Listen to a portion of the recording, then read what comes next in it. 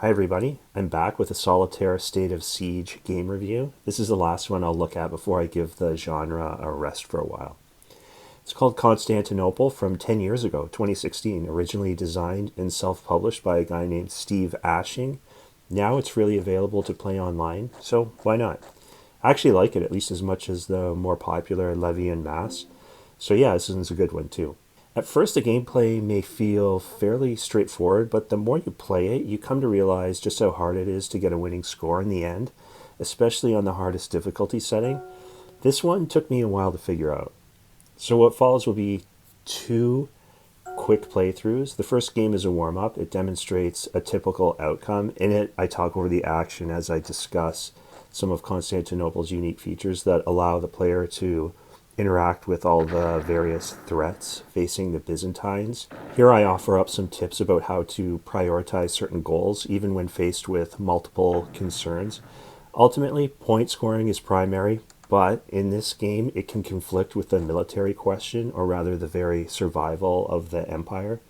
In the second game, I apply some of the strategies discussed in the first. I switch to more of a play-by-play format.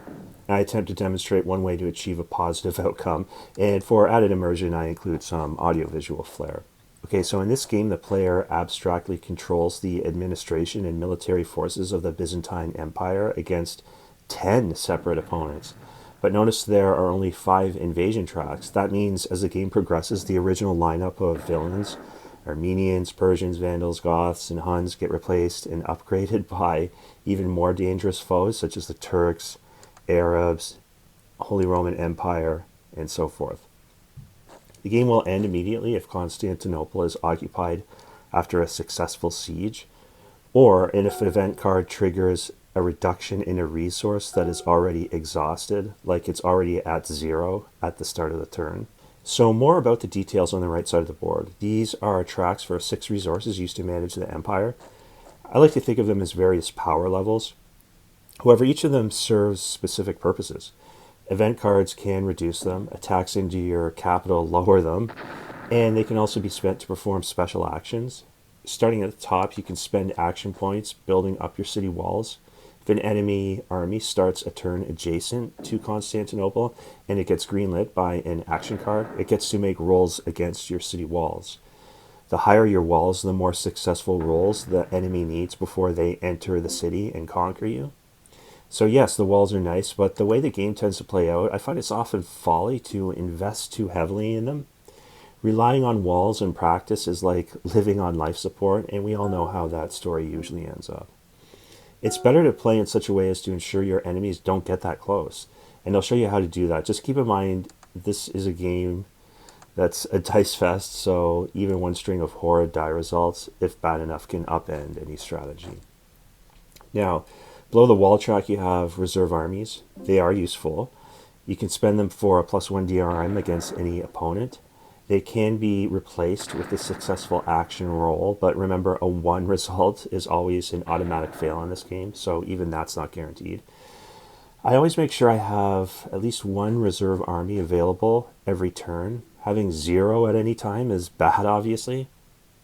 Next, you have monuments, and they are for point scoring purposes only. You can spend actions to build up your city, which is just like buying points, essentially. However, these can be destroyed during sieges, and they get harder to build up as the game wears on. And I have found that in order to score the highest level of victory on the highest difficulty setting, you don't actually need level 6 monument construction. 3 might be enough. Now onto the developments at the bottom. These are also significant, especially religion and dynasty. You can spend these 2 power levels to actually retire enemies from the game, and this is done with certain event cards. There are 30 cards total in the game, and these are divided into 3 distinct ages. In each age, there is 1 pacification event triggered by religion and 1 pacification event triggered by dynasty. So 6 pacification triggers overall. If an enemy army is pushed back to its point of origin when you draw one of these cards, you can spend either dynasty or religion to retire it from the game. The cost equals the strength of the enemy, so it's imperative that you always have enough religion and or dynasty saved up to successfully resolve these cards. And this is probably the most important bit of advice I could give. it's just too easy to let these two power levels naturally run down. So when you spend Dynasty and Religion, replenish them immediately. The thing is, when you get towards the end of an age in the deck, and if you play like me with a random draw order, the very next card to start the next age might be another pacification opportunity. And if you can't capitalize on rapid fire opportunities like this, it's a surefire way to lose the game. Another complication to this concern is that the game offers the player an opportunity to always spend religion to re-roll a failed combat result. Never do this unless it's a dire emergency, like you're about to lose the game anyway. Religious clout is too valuable, in my opinion, to be spending in combat. You'll understand why this is the case when we come to point scoring. So lastly, though, there's an economy track. Each age has one card that allows a player to spend economy to automatically retreat one enemy one space backwards. So once again, you always have to make sure you retain enough economic strength throughout the game to take advantage of those opportunities. There's one more thing about the event deck that players should also be aware of. 2 event cards in each age force all the slowest enemies to advance one space. So knowing this, you can try to arrange something gamey, although it's easier said than done. You want to try to maintain a condition whereby a single enemy is pinned farther back from Constantinople than all the rest to minimize the consequences of those cards. For example, if one army is in space 2 and 4 armies are all in space 4, then all the space 4s get to advance. So like I said before, it might be advisable to focus your military actions on a single foe for as long as possible. The final thing I need to call attention to before switching to some play-by-play commentary is the scoring system. So you need to score at least 71 points for a crushing victory, and you'll never be able to do that on the hard level. And that's, you uncheck the little box on the title screen to play on the hard level, unless you know how the game measures success. So you get 1 point per action card. So even if you survive until the end, you still don't win if your empire survives in tatters and it doesn't vanquish its enemies. So you really need to pacify above all else. It's 6 points per killed off opponent. So I say you'll need at least 5 enemies dead to get you to just 60. And then you can score 2 points per monument construction level. Additionally, you can add the point total of your highest development track, so the highest purple. And lastly, the locations of your surviving enemies also count. So if one is in space 3, you get 3 points for that example. So let's switch to some play-by-play to see what's going on here.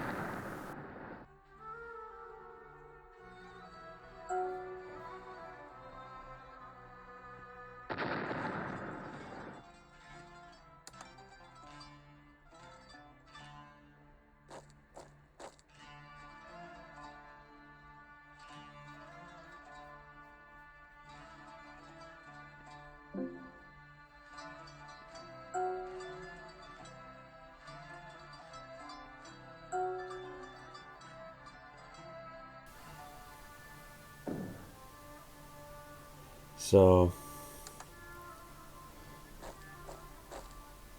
yeah, John the Baptist and the Holy Trinity, Arianism. So you notice that so many of these events are related to theological disputes that seem strange today, like people killing each other over whether or not Jesus was officially supernatural or just a man. And it reminds me of one of the funniest discussion threads I've ever read online, and I think I've mentioned this before. It was something like, if Jesus played D&D, what level cleric would he play? And some of the responses and the back and forth were so funny. I wish I'd saved them, but I didn't. So I went back and AI'd the question and listened to what the computer came back with. It said, there's no official D&D level for Jesus, but fans suggest he'd be a high-level life domain cleric, maybe 17th level, for spells like True Resurrection, or a divine soul sorcerer, potentially with divine rank due to miracles like healing and resurrection, with high charisma and wisdom, possibly even a demigod or avatar status in higher level campaigns, depending on the interpretation. Background, guild artisan, carpenter, or acolyte. Key abilities and stats, leadership, preaching, and casting divine spells. Spells: Water Walk, create food and water. Healing spells: Resurrection, control weather, dispel evil and good. Wow. Whenever I played D&D, I was like level 2. So anyway, cataphracts, yeah, those are cool. Horse armor. And we're on a iconoclast again.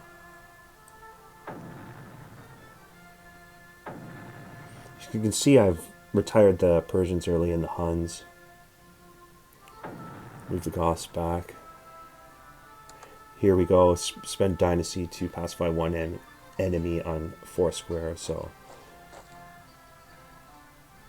have dynasty at level 6. So I'll have a choice between perhaps, well, if I get lucky here against the Vandals. Do I build up? Oh, I failed to raise another army. No actions left. So I can only choose between Armenians and Goths.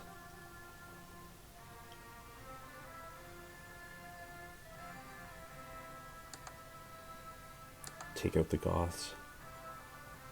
But you see the Arabs already replaced the Vandals in Egyptus. So they don't even start at the farthest space away from Constantinople. Rise of Islam.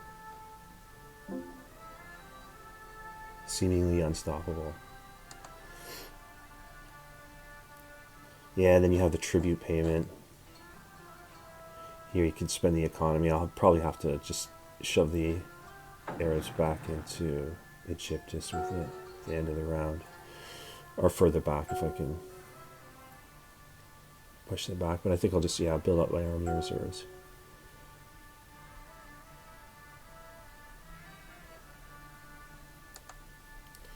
Yeah, retreat. The Arabs. There we go. Code of Laws. It's the one card, I think, in the entire game that allows you to increase one of your developments. Mosaic showing Leo the Wise. Although I didn't use a mosaic graphic for this card, I noticed that the online game, the card graphics are broken, so that's why I went back and added my own. But one thing I learned from playing this game, and you always learn stuff from these style of games, and that's why I like them. I learned that the Byzantines, bar none, made the best, most beautiful mosaics. They have mosaics for everything, every king, every notable event. If not a beautiful mosaic, a painting for sure. It's just amazing stuff. Byzantine level mosaic work is just a lost art, and I don't think it will ever be done like that again. Anyway, we have conversion, Boris, baptism of Boris. It's a pacification through religion card, so it's powerful. I can do the Arabs here because I saved up religion. But you can see now it's down to 2. I have to get that back up, at least to level 3 or 2 to potentially deal with the Armenians or Bulgars. So got them back up. Push back Armenians. I don't have any army reserves left, but still a ways to go. Varangians. Emperor Basil, the second principal Scandinavian mercenaries made them the Imperial Guard. That's not a bad card for Constantinople. Holy Roman Empire replaced the Goths. Now you can see start in Sicily, but they're just as dangerous from a military standpoint. It's still 3. Pope Leo III crowning Charlemagne Emperor.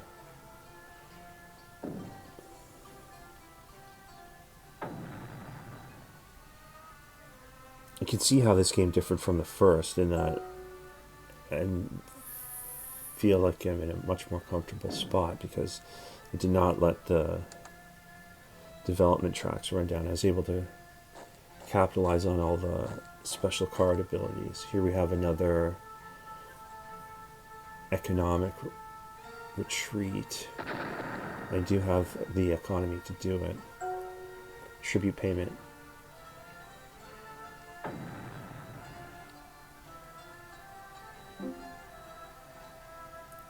Let's probably take the Holy Roman. Well, I'll have to take the Holy Roman Empire back. And then the Turks are a problem because they emerge right in Anatolia.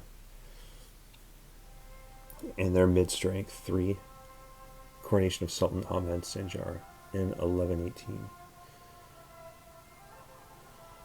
Oh, so they're going to be a problem.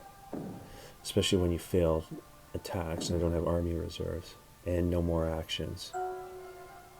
So the Turks was a bad card. Diplomatic marriage.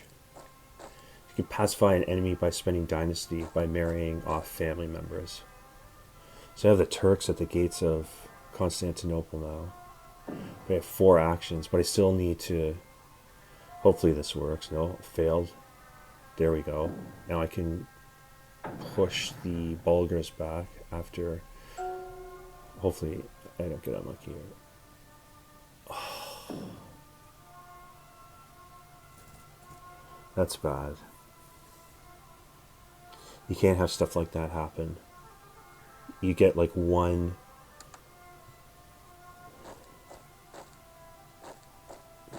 opportunity to maybe fail in those type of endeavors. If you fail like more than once, you're probably not going to score a good victory. So I've like used my last chance here. I got Armenians and Turks encroaching on Constantinople. Crusades.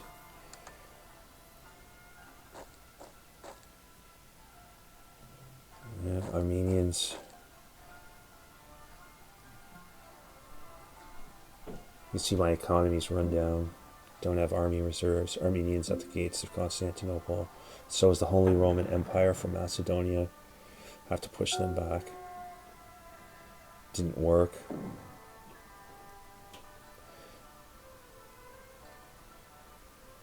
So the Holy Roman Empire could lay siege here to Constantinople. But it's just lucky that they weren't activated by conversion. But I still have to spend an action pushing back the Bulgars so I can take advantage of retiring them with religion, even though Constantinople was surrounded. And that was a very, very lucky turn. Because either the Holy Roman Empire, Turks, or Armenians could have laid siege directly to Constantinople next turn. But got the Bulgars out of the game. Yet here's the Turks with their giant cannon. And they're at the gates of Constantinople again too. No army reserves, so I raise auxiliaries. Those are 2 lucky rolls there. I have 1 action left. Failed to push back the Armenians. Civil War is bad. I lose another development. Armenians and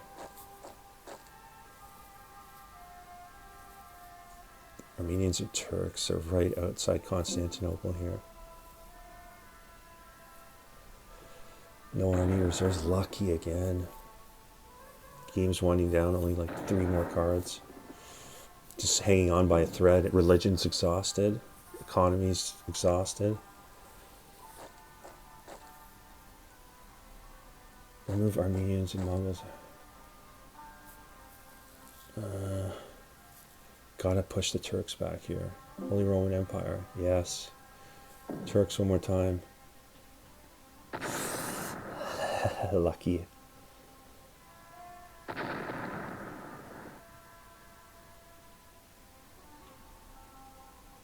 Venetian loans. -1 to economy. Economy's broke. No reserves, but I do have 4 actions. I have all 3 powers. Mongols. Now. Nice Medina.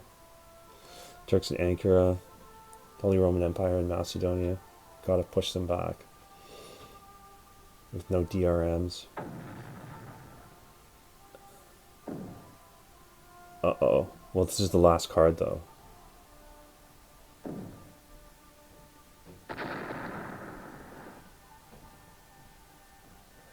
So you can see there, 74 points. You have achieved a crushing victory. It was close, though.